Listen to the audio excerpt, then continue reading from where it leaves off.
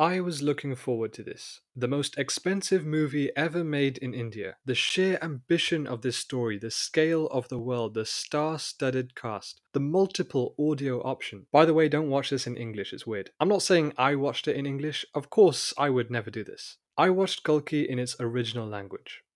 Hindi. The reason I was highly anticipating this movie was because I'm a huge fan of science fiction. Studio movies from India very rarely touch on science fiction, particularly on something as grandiose as this. Sure, you've had success with movies like PK and Koi Mil Gaya, but this was something completely different. Inspired by the sweeping tales of Mahabharat, the story of Kalki takes place thousands of years in the future. A future where all hope is lost. The Ganga has dried up, and the only remaining city is ruled by a totalitarian 200-year-old god who looks like a sagging ballsack. So this dystopian world is threatened by a preordained reincarnation of Lord Vishnu's avatar, Kalki, who still remains an unborn child. The group of rebels who oppose the sagging ballsack, Supreme Yaskin, must protect the mother of this unborn hero. Meanwhile, a bounty hunter who embodies an amalgamation between Han Solo and Star-Lord, with selfish motivations and makes the worst decisions, plays a crucial role. And you also have the immortal sage Ashwatthama, played by the legendary Amitabh Bachchan. So you have three different plots that eventually weave its way as one. A big reason as to why this movie didn't go down well with me is because of how complicated and dull the storytelling was. The biggest compliment I could give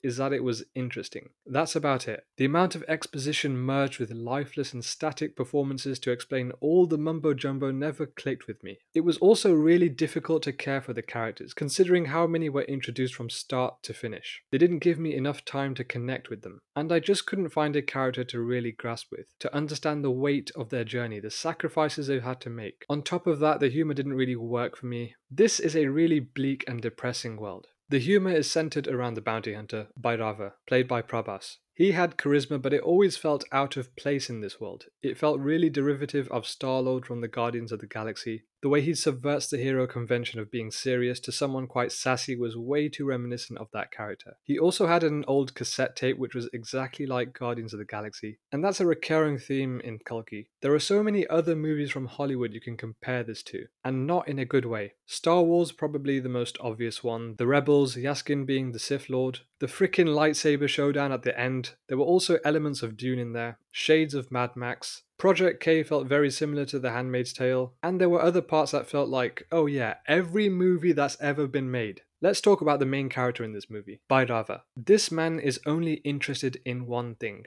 the complex. A giant upside down pyramid on the outside, and inside pretty much the Garden of Eden, a utopia. He will do anything to get there. He is not interested in being a hero. He just wants to collect his bounty and earn enough units to get into the complex. Bhairava is not an interesting character. He's forced into being a hero. His motivations were lacking for a main character, but that's not always a problem. Sometimes the main character is not everyone's favorite, because he or she is surrounded by supporting characters who are able to fill the room with energy and charisma, complementing the main character. Apart from his AI vehicle, which I didn't care for by the way, he was surrounded by characters who were just incredibly bland. So every scene with Bhairava felt long, uneventful, and a huge waste of time. The set pieces and action were not dazzling. It was played for humorous effect in the first half of the movie, and at no point was I entertained. Some characters were absolutely pointless and were just there to be set up for future sequels. For instance, there is this character called Roxy, who has a romantic history with Bhairava. She is only in this movie so he can get into the complex. And this whole scene was so stupid, because there were no consequences. Roxy is an employee at the complex and offers Bhairava a chance to work there and see the complex. First of all, this took no hassle at all. He managed to get in without any security, and then he decided to go further into the complex. And this is where you think, his life is in real jeopardy now. But now he gets caught after goofing around at a party. And there's where you think, he's in for it now. How is he going to get out of this one? But the next scene he's just back outside like nothing happened. He wasn't arrested or anything. The security for this great utopia that everyone dreams of getting into was so pathetic and easy. And that character Roxy never comes back in the movie. She was just there to progress the story. That scene was just there to show what the complex was like. But it was done in such a lazy way because he came out of there scot-free. So many scenes in the first half of the movie felt like they weren't going anywhere. I was losing interest, the dialogue was having no impact on me, there was no emotion, even when you had random characters sacrificing themselves.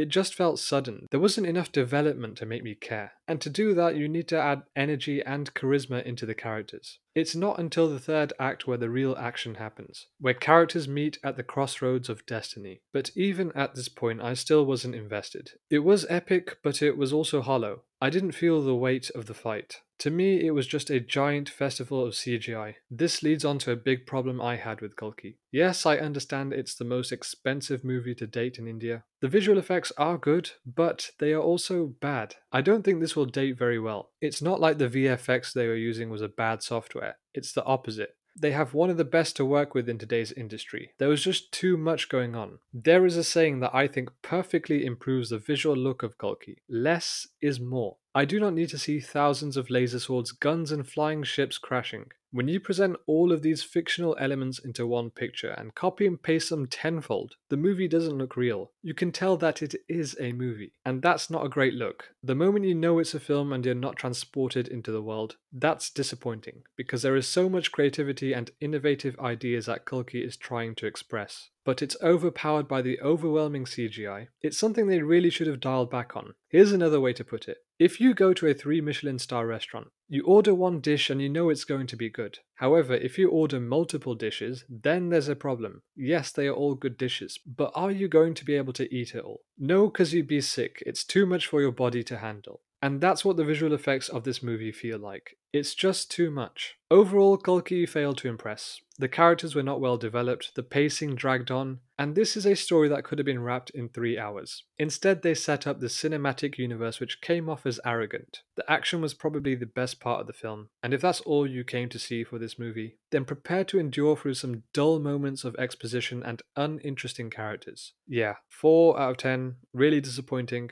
I hope the sequel is better.